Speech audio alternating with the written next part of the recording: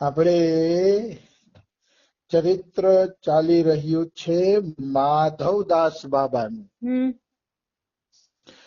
માધવદાસ બાબાના ચરિત્રમાં આપણે આગળ વધીએ તો નાભાજીએ કીધું છે કે માધવદાસ વેદ વ્યાસજીનો અવતાર હતા. અને ભાગવત જેમ સંસ્કૃતમાં લખાણું એમાં માધવદાસજીએ જય જય જગન્નાથ નામનું નાટક લખ્યું છે, જેમાં ભગવાનની બધી લીલાનું વર્ણન ભાષામાં કર્યું છે. ભાષામાં એટલે કર્યું છે કે બધાય એ લીલાઓને સમજી શકે. લીલા જય જય જયતી ગાય ભવ પાર ઉતાર્યો, મતલબ એનું એ કવિતા હિન્દીમાં છે, કવિતામાં છે અને જગતને ભવસાગર પાર કરવા વાળી છે. આજે અમારા બાબા કહેતા હતા કે વૈતરણી નદી એટલે શું? વૈ માને નથી, તરણી એટલે નૌકા. જેને તરવા માટે કોઈ નૌકા નથી એને કહેવાય વૈતરણી નદી. મતલબ જે લોકો પાપ કરે છે અતિશય અને નરકના રસ્તે જાય છે એ બધાએ વૈતરણી નદી પાર કરવી પડે છે.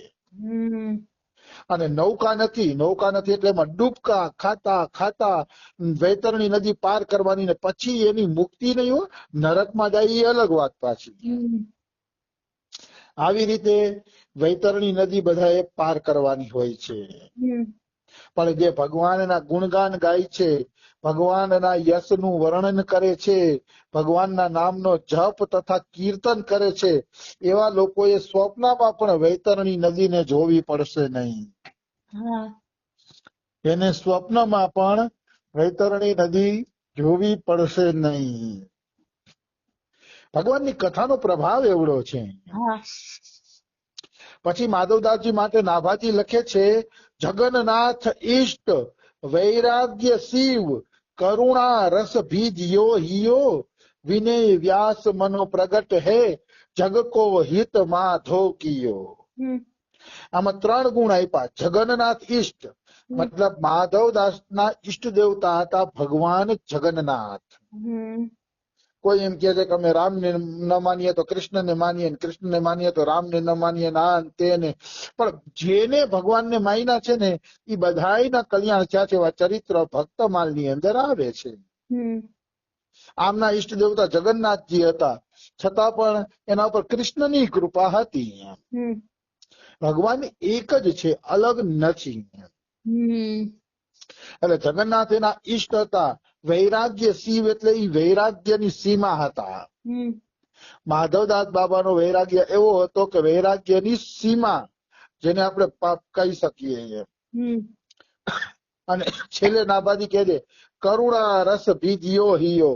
એના હૃદયમાં કરુણા એટલી હતી કે કરુણ રસથી એનું હૈયું હંમેશા ભીંજાયેલું રહેતું. આ તો આપણે નાભાજીના છપાઈની વાત કરી. હવે આપણે છપાઈની વ્યાખ્યા લઈએ કે માધવદાસજી વેદ વ્યાસજીનો અવતાર હતા. તો એની અહીંયા વ્યાખ્યા કરે છે ગણેશદાસજી મહારાજ, શ્રી શ્રી રાજેન્દ્રદાસજી મહારાજના ગુરુજી ગણેશદાસજી. વ્યાખ્યા કરે છે કે શ્રી વ્યાસજી ભગવાનના અવતાર હતા. અને ભગવાનમાં અનંત દિવ્ય ગુણ છે. અનંત એટલે કોઈ પાર નથી એટલા ગુણ છે. પણ એ બધા ગુણમાં વિનય, શીલ અને કરુણા, આ 3 ગુણ ભગવાનની અંદર વિશેષ છે. એટલે રામચરિત માનસમાં તુલસીદાસજીએ લખ્યું છે, વિનય શીલ કરુણા ગુણ સાગર. રામ માટે લખ્યું છે અહીંયા કે રામમાં વિનય, શીલ અને કરુણા વિશેષ પ્રકારના હતા. તો હવે આપણે વિનયની વાત લઈએ. પેલા વિનયમાં રામજી કેવા હતા એની વાત લઈએ. તો રામજીનો જે વિવેક હતો, વિનય હતો, એ અલૌકિક હતો. રામ રાજાના દીકરા હોવા છતાં પણ વિનયી હતા, વિવેકી હતા. એ બહુ મોટો ગુણ છે. રામજીની અંદર એવો વિનય હતો કે કૈકેયીએ જયારે એને 14 વર્ષનો વનવાસ આપ્યો ત્યારે દશરથ રાજા વ્યાકુળ થઈ ગયા. હમ વ્યાકુળ થઈ અને ધરતી ઉપર પડીને રોતા હતા દશરથ રાજા. હમ ત્યારે રામ ત્યાં પધાર્યા. રામને બોલાવવામાં આવ્યા. એટલે રામને ખબર પડી કે માએ મને 14 વર્ષનો વનવાસ આપ્યો છે અને એના કારણે મારા પિતાજી દુખી છે. હમ તો રામનો વિનય જુઓ. તો એમ કે અરે પિતાજી, મને તો એમ હતું કે તમારા દુઃખનું વળી શું કારણ હશે. હમ એક નાનકડા અમથા કારણમાં હે પિતાજી તમે આટલા દુઃખી થાવ છો કે ધિકાર છે મારા જીવનની. હમ અને પછી કઈ કઈને કહે છે, જેને 14 વર્ષનો વનવાસ આપ્યો એને હાથ જોડીને કહે છે કે માં, તમે તો મારા માટે બહુ સારું નક્કી કર્યું છે.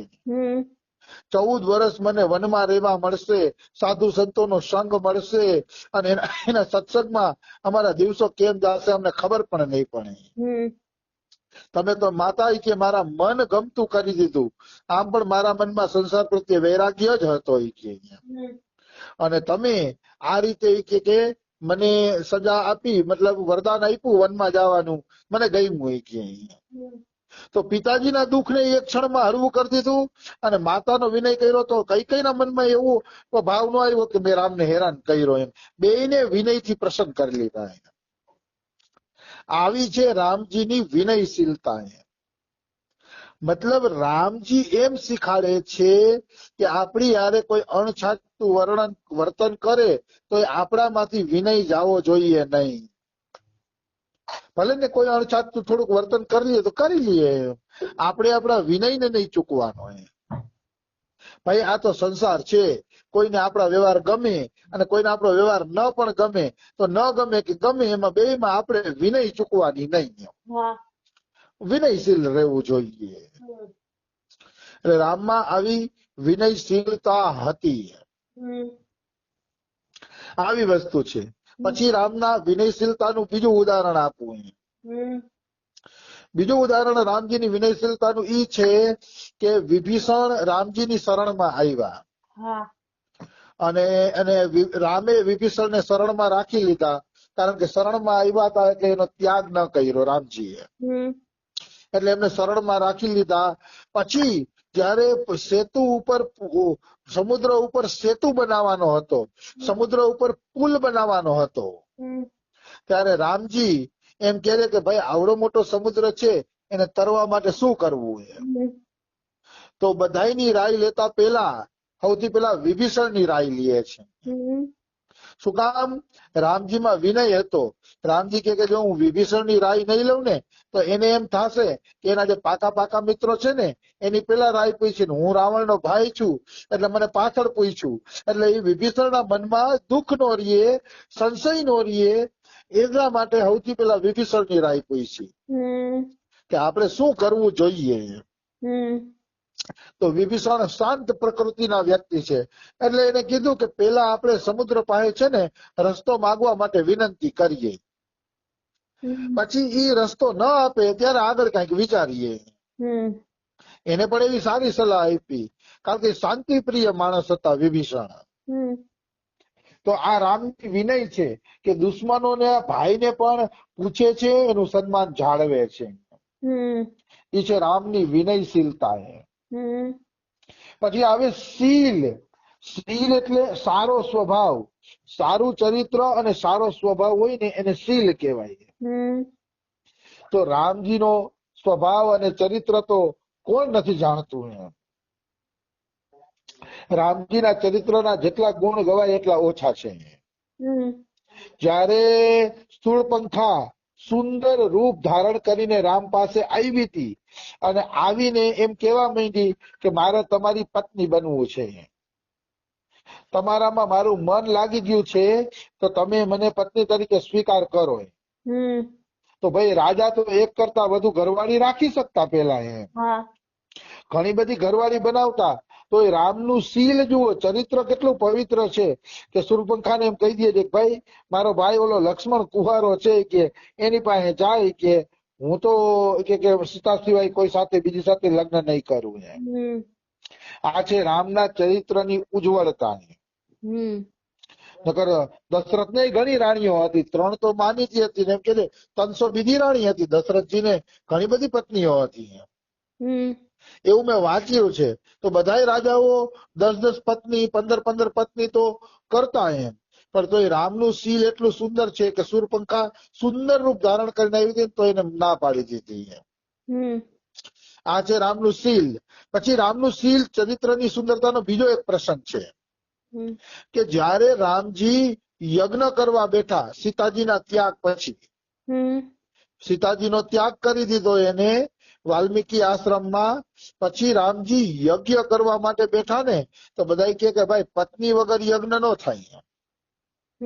તો કે પત્નીને તો મેં જંગલમાં મોકલી દીધી છે, હવે યજ્ઞ કેવી રીતે થશે? તો બધાએ સલાહ આપી હતી બીજા લગ્ન કરી લ્યો. રાજા તો બીજા લગ્ન કરે, રાજા તો અનેક લગ્ન કરે, બીજા લગ્ન કરી લ્યો એટલે તમારી પત્ની સાથે આપણે યજ્ઞ કરીએ. તો રામે ના પાડી દીધી કે નહીં, બીજા લગ્ન તો થાશે જ નહીં. મારી તો એક જ પત્ની છે સીતા, સીતા સિવાય મારી બીજી કોઈ પત્ની નથી. રામજી કહી દે છે કે હું બીજા લગ્ન નહીં કરું. તો કે તો શું કરશી? તો રામજીએ સોનાની સીતા બનાવીને એની બાજુમાં રાખીને યજ્ઞ પૂરો કર્યો, પણ બીજા લગ્ન તો ન જ કર્યા. ઈ છે રામનું ચરિત્ર, ઈ છે રામનું શીલ. સંસારના માણસો રામને શું ઓળખે? મને તો ઈ ખબર નથી પડતી કે સંસારના લોકોને અવગુણ પકડવાની ટેવ પડી ગઈ છે. રામે સીતાનો ત્યાગ કર્યો ઈ બધાને યાદ છે, પણ રામે ચરિત્ર કેટલું સુંદર દેખાડ્યું ઈ કોઈને યાદ નથી. આવી વસ્તુ છે. આ બધું વિચિત્ર વિચિત્ર છે સંસારની અંદર. દોષ જોવાની જ આદત પડી ગઈ સંસારની. અરે ભાઈ માનો રામે સીતાજીને મોકલી દીધા જંગલમાં, કદાચ ઈ પ્રસંગ તમને ન સમજાતો હોય તો રામે પિતાની આજ્ઞાનું પાલન કર્યું, માતાએ 14 વર્ષ વનવાસ મોકલા તોય માતા ઉપર ક્રોધ ન કર્યો. એ બધા હારા ગુણ લ્યો ને. રામજીની અંદર હારા ગુણ 99 છે અને સીતાનો ત્યાગ કર્યો કે એક બે પ્રસંગ એવા છે તો એનું નાડું પકડીને બેઠા છે માણસો. આ મૂર્ખતા સિવાય બીજું કઈ છે જ નહીં. આ મૂર્ખતા જ છે. પોતાના ઘરવાળામાં, પોતાના ઘરના સભ્યોમાં અનેક પ્રકારના અવગુણ હશે તો એના અવગુણ કોઈ નહીં ગાય. ના ના, એ તો બરોબર માણસ છે, બરોબર માણસ છે. અને રામ આવડા મોટા રાજા હતા અને એકાદું કામ માનો કદાચ એવું થઈ ગયું હોય કે જે માણસની સમજણમાં ન આવતું હોય તો એનું નાડું પકડીને બેઠા હોય, એ માણસની મૂર્ખતા છે. અવગુણ રામના નહીં, આપણા જોવા જોઈએ કે ચાલો રામે તો એક ભૂલ કરી, આપણે તો 1000 ભૂલ દિવસમાં કરતા હશે, પણ આપણા અવગુણ કોઈ જોતું નથી. આવી વસ્તુ છે. એટલે મનુષ્ય છે ને હંમેશા ગુણ જોવા જોઈએ. જેને ગુણ